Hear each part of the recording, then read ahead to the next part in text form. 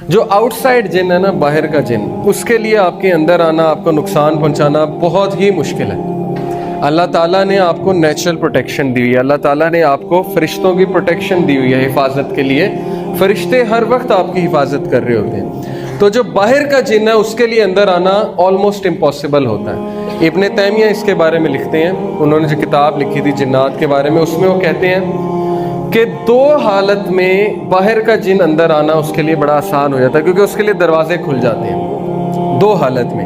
ایک، جب انسان خوشی میں آپے سے باہر ہو جائے، پاگل ہو جائے، دیوانہ ہو جائے اور پاگلوں کی طرح حرکتیں کرنے لگے، جیسے گورے کرتے ہیں نا، شراب پی کے آپے سے باہر ہو جاتے ہیں، پاگل ہو جاتے ہیں جشن میں، تب اس کے لیے دروازہ کھل جاتا ہے۔ دوسرا، جب انسان شدید غم کی حالت میں ہوتا ہے، بہت زیادہ غم کی حالت میں، اور بہت زیادہ روتا ہے، غم کرتا ہے، ڈپریشن کی حالت میں جاتا ہے، تب بھی اس کے لیے دروازہ کھل جاتا ہے اور تب بھی باہر کا جن جو ہے وہ اندر داخل ہو سکتا ہے۔ اسی لیے دیکھیں، یہ جو کالے جادو والے ہوتے ہیں، یہ جب جن کو بھیجتے ہیں نا،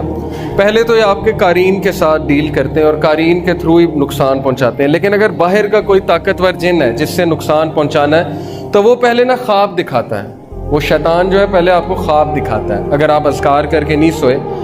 تو خواب اس طرح کے ہوتے ہیں کہ وہ بڑے ڈسٹربنگ ہوتے ہیں، بہت ہی عجیب و غریب سے خواب ہوتے ہیں، آپ کو ایسی یادیں دکھاتا ہے، یا آپ کو دکھائے گا کہ آپ کے ماں باپ کی وفات ہو گئی ہے، یا آپ کو بہت ہی پخانہ، گندگی، شیر، سانپ، اس طرح کی چیزیں نظر آئیں گی تاکہ آپ فل ڈسٹرب ہو جائیں۔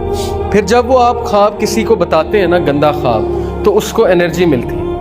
اس کو پاور ملتی ہے، اس کو طاقت ملتی ہے اس جن کو، کیونکہ وہ خوش ہوتا ہے کہ دیکھو میں نے اس کو نقصان پہنچایا، اب یہ دوسروں کو بتا رہا ہے، تو وہ تو پھولا نہیں سماتا۔ ایک صحابی کو ٹھوکر لگی تو انہوں نے کہا کہ شیطان نے لگوا دی، تو نبی صلی اللہ علیہ وسلم نے کہا کہ نہیں، تم کہو بسم اللہ،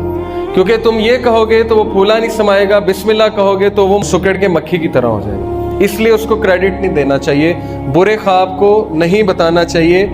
ہاں، اگر ضرورت ہے تو کسی نیک آدمی کو، کسی راکی کو، ایسے ایکسپرٹ کو بتائیں، لیکن ہر ایک کو بتاتے نہ پھریں، اس کو زائل کر دیں، اعوذ باللہ پڑھ کے 3 بار یہاں پہ اسپٹ کر کے تھوک کر اس کو زائل کر دیں۔